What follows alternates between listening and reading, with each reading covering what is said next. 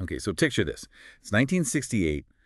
America's kind of, well, it's on fire with all this social upheaval. You get the Vietnam War raging, cities are facing unrest, and right in the middle of all this, you have this presidential candidate who explodes onto the scene. He's drawing these massive crowds that feel more like, a rock concert than like a political rally. Yeah.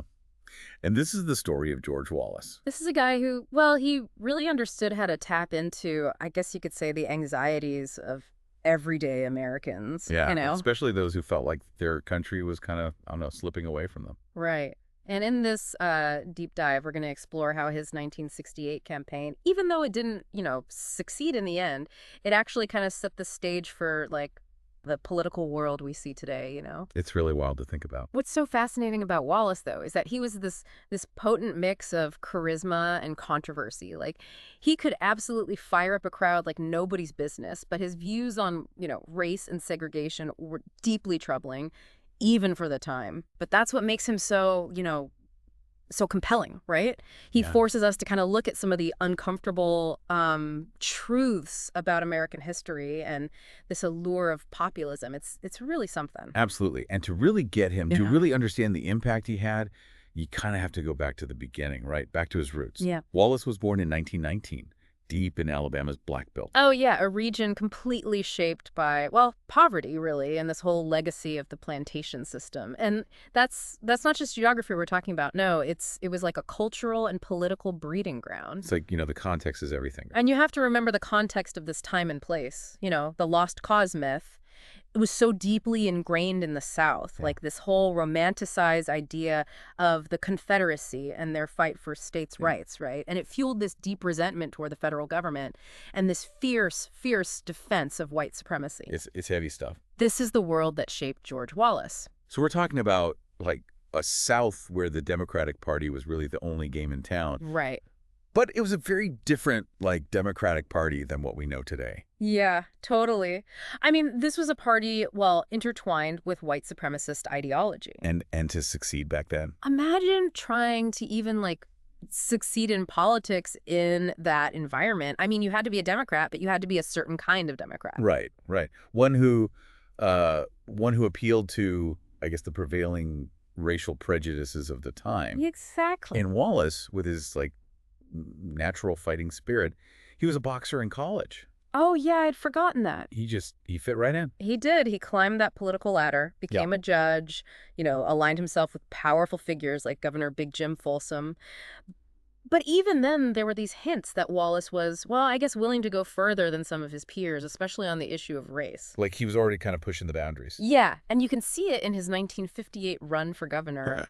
He lost to a much more overtly racist candidate, someone who was actually endorsed by the Ku Klux Klan. Oh. And, this defeat, it seemed to solidify his approach to racial politics. Oh, interesting. Whether or not he actually said the words, "I'll never be outflanked on the right again," his actions definitely suggest a shift in that direction. Right, right. It's like his actions spoke louder than words, almost. Absolutely. And that shift, it became so clear in his next campaign for governor. You mean in 62? Yeah.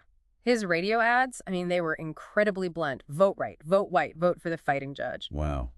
There's no subtlety there. No, there really wasn't. And it reveals so much about the political climate at the time and the strategy he was using. Yeah, yeah. It's really eye-opening. And then there's, of course, the infamous Asa Carter. Oh, yeah. The former KKK leader. The one Wallace brought on as a speechwriter. I mean, can you imagine? Carter, he was instrumental in crafting some of Wallace's most inflammatory speeches. Right, including that 1963 inauguration address. That's the one, where he uttered the phrase that would forever define him. Segregation now, segregation tomorrow, segregation forever. I mean, that speech was a turning point. It really was. It cemented his image as, like, the champion of segregation and the embodiment of, well, Southern resistance to the civil rights movement. And it wasn't just talk either. He was actively trying to block integration efforts, even going so far as to physically stand in the doorway at the University of Alabama. To prevent black students from enrolling. It's It's hard to believe. That image, though, of Wallace at the schoolhouse door defying President Kennedy, it became this iconic symbol of the civil rights struggle. Yeah, I can see that. It was this clash between federal power and states' rights, but it tapped into something deeper, this resentment towards, the perceived overreach of the federal government. And that theme, that became a cornerstone of Wallace's rhetoric, didn't it? Exactly, and it resonated with those who felt alienated by all the rapid changes sweeping through American society. Then, just a few months later, the bombing of that church in Birmingham happened. Ooh, yeah. Horrific. It killed 4 young black girls. It was a tragedy. And many people, especially outside the South, blamed Wallace for fostering this climate of hate that led to it. His response to the bombing is really telling, though. Instead of, backing down, he blamed the Supreme Court, the Kennedy administration, and civil rights activists. Wow. It showed just how unyielding he was in his convictions, even when faced with, national condemnation. I mean, that's pretty incredible. Yeah. And then things take this really fascinating turn.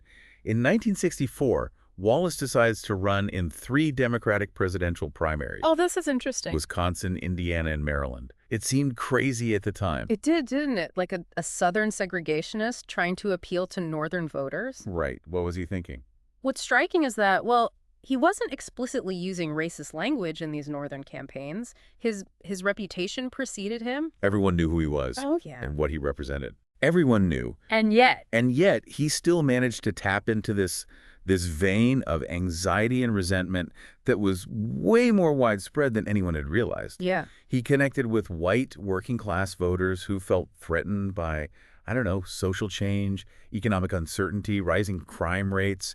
He spoke about law and order, and the need to push back against a federal government they saw as being out of touch. Overreaching. Exactly. It's interesting, though, that he wasn't using overtly racist rhetoric in these speeches, right? Not outright, no, but he was deploying what we call dog whistles, coded language that kind of appealed to racial anxieties without explicitly mentioning race. So subtle but effective. Oh, the subtext was clear, Yeah. at least to those who were listening. And the results were pretty astonishing. He got 34% of the vote in Wisconsin, 30% in Indiana, Yeah. and a staggering 43% in Maryland. I mean, those are some incredible numbers for a Southern segregationist running in northern states. It's mind-boggling. This was a pivotal moment. It showed that the anxieties Wallace was tapping into, they weren't just confined to the South. There was a broader audience for this. Yeah, national audience, an audience that was receptive to this message of, resentment and backlash. And this new type of voter, they became crucial in shaping the political landscape in the years to come. Absolutely. So, Wallace may have lost the 64 Democratic nomination, but he wasn't done. Oh, not by a long shot. Back in Alabama, he had a little problem. What's that? Term limits. He couldn't run for governor again. Oh, right. But Wallace, he was, never one to shy away from creative maneuvering, right? Right. So he found a workaround. His wife, Lurleen. Lurleen Wallace. Now, she was a very different figure from her husband, right? Oh, absolutely. Quiet, unassuming, not really, interested in the political spotlight. It's hard to imagine her in that world. Yet somehow, Wallace convinced her to run for governor in his place. Wow. It's a kind of uncomfortable episode in Alabama history, isn't it? Yeah, it is. I mean, Lurleen was battling cancer at the time, even undergoing treatment while campaigning. It's hard to believe. But she won in a landslide. It's clear people weren't just voting for Lurleen. No. They were voting for George Wallace by proxy. You can't help but feel for Lurleen in that situation. No. I mean, she was essentially a pawn in her husband's game. Yeah. But the fact that this strategy worked, it speaks volumes about Wallace's hold on the Alabama electorate. Oh, absolutely. And, while Lurleen was serving as governor, Wallace was already focused on the next big prize, the 1968 presidential election. Okay, so now we're talking about a nation that's a powder keg, right? Yeah. Vietnam War is escalating. Racial tensions are boiling over. Yeah, there's this growing sense of disillusionment with the establishment, right? Right. And Wallace, he saw this as a golden opportunity, a chance to position himself as, the champion of the forgotten man. The voice of the silent majority who felt ignored by the elites. I've heard that phrase before. And this time, he didn't run as a Democrat. Nope. He launched a third-party campaign. Really? Under the banner of the American Independent Party. That's a bold move. It was. a clear signal that he was breaking from the two-party system, building his own movement. His own movement. Wow. And that movement, it was fueled by this potent cocktail of cultural anxiety and resentment, and it stretched way beyond the South. It really did. It's almost like he had his finger on the pulse of, like, a certain segment of America. He did. He was a master of populist rhetoric. He railed against the porty-headed intellectuals, the bearded bureaucrats, the liberal media, anyone he perceived as being out of touch with, the values of ordinary Americans. He had a way with words, that's for sure. Almost like he was speaking directly to the fears and frustrations of, well, white working-class voters who felt like their country was slipping away from them. Absolutely. Like their values and their way of life were under attack. He gave them a sense of validation, didn't he? He did. And he did it with, well, a showman's flair. His rallies were like part political event, part country music concert, part revival meeting. It's an interesting mix. He used music to create this feeling of shared identity and purpose, And he wasn't afraid to use humor, often at the expense of his opponents, to connect with the crowd. Yeah, he definitely had a way of working a crowd. And let's not forget about the money. Wallace was a pioneer in using direct mail fundraising, right? Oh, absolutely. He learned it from those evangelical leaders like Billy James Hargis, sending out millions of letters. Millions. Appealing directly to voters' anxieties and soliciting, well, their financial support. So, like, cutting out the middleman, going straight to the source, that's pretty innovative for the time. Oh, it was a game changer in political campaigning. It allowed him to bypass the traditional media, which he often painted as hostile to his message. So he could connect directly with potential supporters. Exactly. And it was remarkably effective. He raised millions of dollars from small donors all across the country. Millions. Yes. From small donors. It's amazing what a well-crafted letter can do. It is. So how did he translate this, like, national appeal into actual votes? Did he have, like, a specific strategy? Oh, he did. He targeted specific regions, places that were most receptive to his message. So obviously he focused on the South, where he was already a popular figure, but he also campaigned extensively in the Midwest and parts of the West. Interesting. So appealing to white working-class voters who felt left behind by all the economic and social changes of the 1960s. Exactly. And what about California? Was that part of his strategy too? Even California, often seen as a bastion of liberalism, it proved to be fertile ground for Wallace. He tapped into a vein of conservatism that ran deep in the state, particularly among, those who had migrated from the South and Midwest. His rallies there, massive. They drew tens of thousands of people. Wow. California. It's amazing how he was able to connect with such a diverse range of voters. He was, and these weren't your typical, state political rallies either. Yeah. No, they weren't electrifying events, almost like rock concerts. Really? You'd have these country music stars performing, and then Wallace would deliver these fiery speeches. Oh, I bet. Just whipping the crowd into a frenzy. The atmosphere at those rallies must have been incredible. It was palpable. So it wasn't just about hearing policy proposals. No, people were coming to be part of something bigger, to express their frustration with the status quo. I can see that.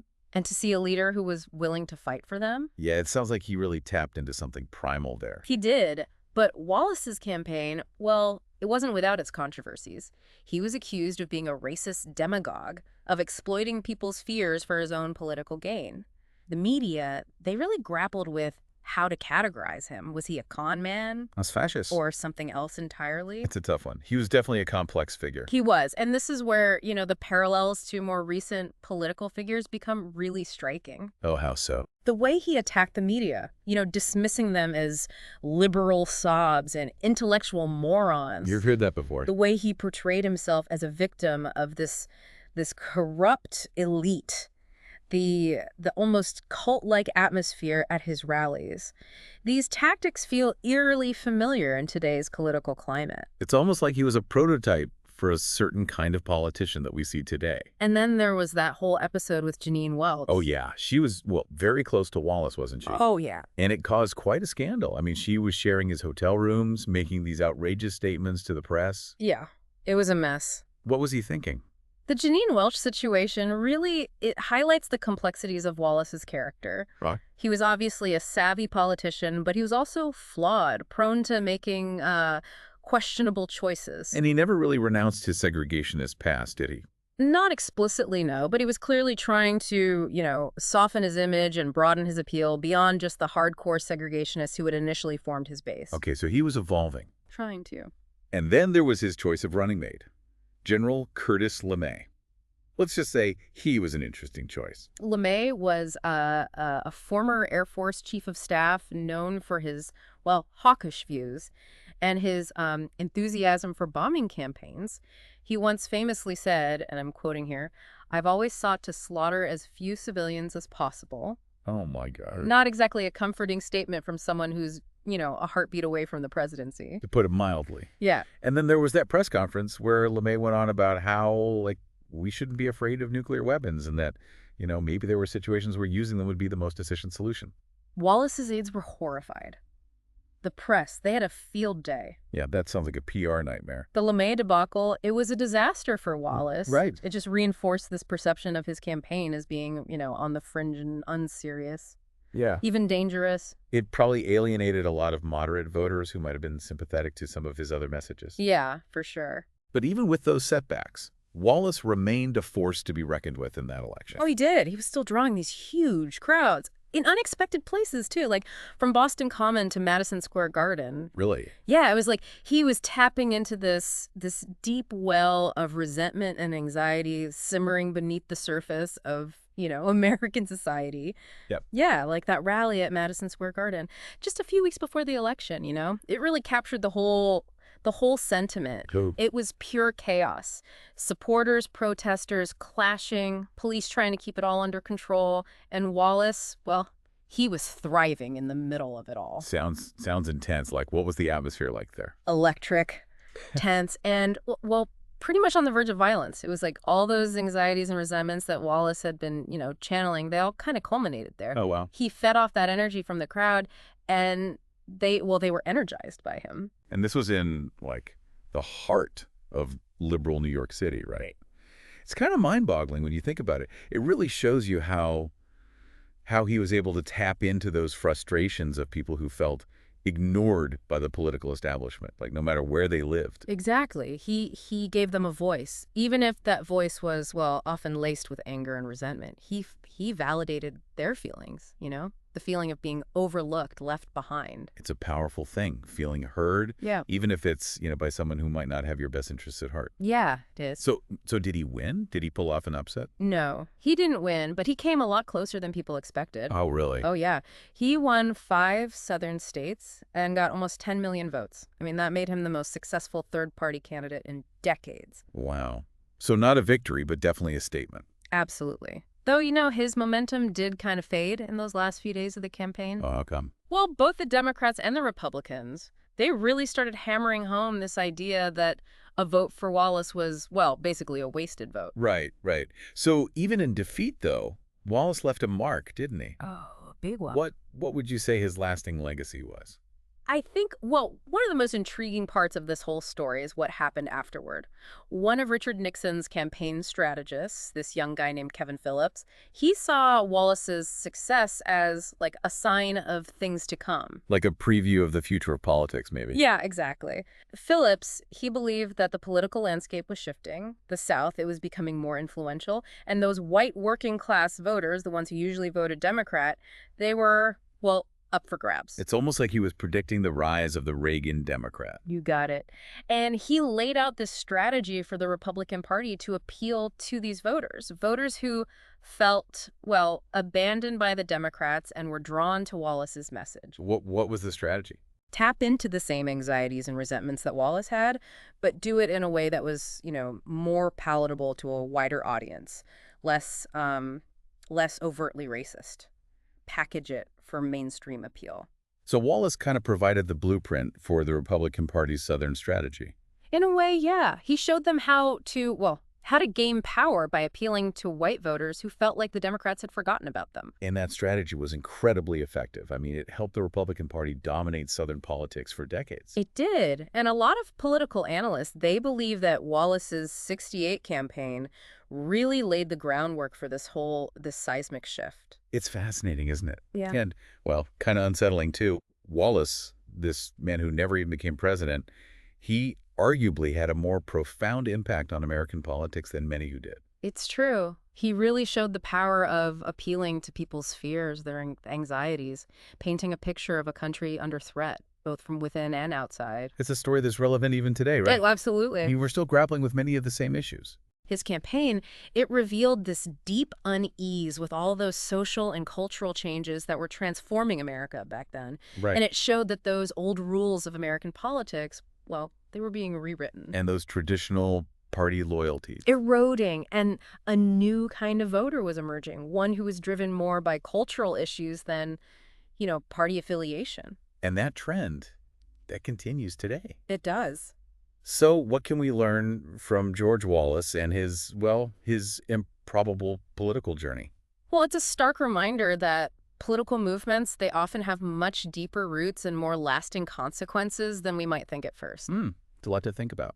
It's also a reminder that, well, simple answers to complex problems, even if those answers are based on, fear and division, they can be incredibly seductive, especially during times of uncertainty and upheaval. We see that all the time, don't we? Yeah. People looking for easy solutions, someone to blame. It's human nature, I guess. His story, it compels us to confront some uncomfortable truths about ourselves. Yeah. And the enduring appeal of populism, even when it's rooted in resentment and division. It's a story worth reflecting on, especially as we navigate the increasingly polarized political climate of the 21st century. Indeed. It really makes you wonder if we're still living in the shadow of that super Wallace that Norman Mailer, envisioned back in '68. It's a question that resonates deeply, I think, especially considering how the themes of cultural anxiety, economic disparity, and political alienation, all those things that fueled Wallace's rise, well, they continue to shape the political landscape even today. It's true. It's a powerful reminder that the past is never truly past. And understanding figures like George Wallace, well, it can give us some valuable insights into the dynamics that continue to shape our world. Absolutely. Thank you for joining us on this deep dive. I think it was pretty enlightening.